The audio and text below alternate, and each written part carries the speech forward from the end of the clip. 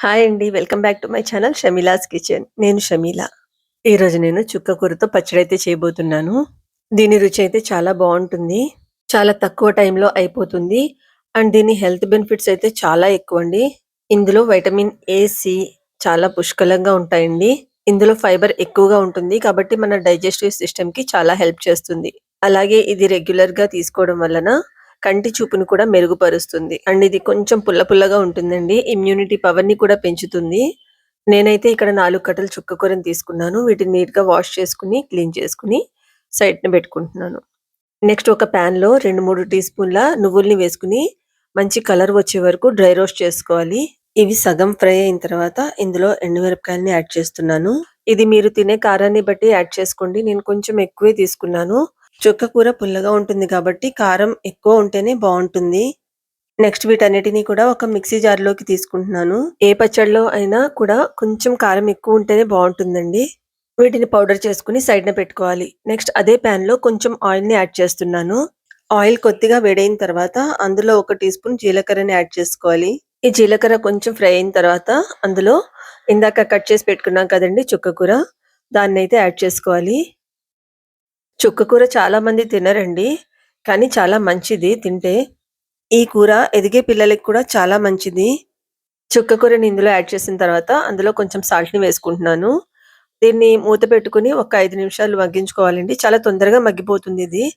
Just ఇలా heat తగిలిన వెంటనే ఇదంతా కూడా స్మూత్‌గా అయిపోతుంది. నేను ఈ పచ్చడిలో దీన్ని గ్రైండ్ చేయట్లేదండి. గ్రైండ్ చేస్తే ఇంకా ఎక్కువ పేస్ట్ లాగా అయిపోతుంది. కాబట్టి ఇదే వాటర్‌లో ఇలా స్పాచులాతో ప్రెస్ చేస్తూ కుక్ చేసుకుంటే అది మొత్తం మగ్గిపోతుందండి. సాఫ్ట్‌గా అయిపోతుంది చుక్క కూర మొత్తం అంతా కూడా. ఒక 10 మినిట్స్‌లో చూసారా ఇదంతా కూడా వాటర్ డ్రై అయిపోయింది. నేను ఎక్స్‌ట్రా వాటర్ ఏమి యాడ్ చేయలేదండి. ఆ వాటర్‌లోనే అది మొత్తం స్మూత్‌గా కుక్ అయిపోయింది.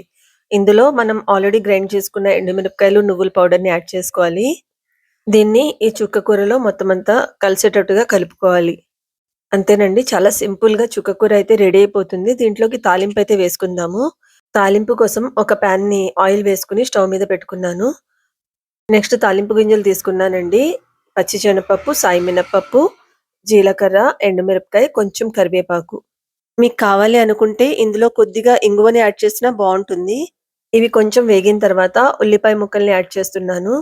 ఇలా పెద్ద సైజులో ఉల్లిపాయ ముక్కలు కట్ చేసి వేసుకుంటే పచ్చడిలో పుల్ల పుల్లగా చాలా బావుంటాయి. గోంగూర పచ్చడిలో కూడా ఇలా యాడ్ చేసుకుంటే చాలా బావుంటాయండి.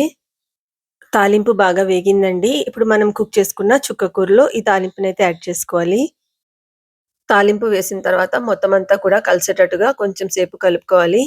అంతేనండి. చాలా తక్కువ ఇంగ్రీడియెంట్స్‌తో చాలా మంచి టేస్టీగా చుక్క కూర పచ్చడైతే రెడీ అయిపోయింది. దీన్ని ఒక బౌల్‌లోకైతే తీసుకుంటున్నాను. ఫ్రెండ్స్ మీకు నా వీడియోస్ నచ్చుతున్నట్టయితే ప్లీజ్ నా ఛానల్ షమీలాస్ కిచెన్‌ని సబ్స్క్రైబ్ చేసుకోండి. ఇంకా మీకు ఈ వీడియో నచ్చినట్టయితే తప్పకుండా కింద ఉన్న లైక్ బటన్‌ని ప్రెస్ చేయండి. ఈ పచ్చడైతే చాలా రుచిగా ఉంటుంది. దీన్ని వేడి వేడి అన్నంలో నెయ్యి వేసుకొని, పచ్చడి వేసుకొని, ఎండు చేప నంచుకొని తింటే చాలా రుచిగా ఉంటుంది. Thank you for watching my video.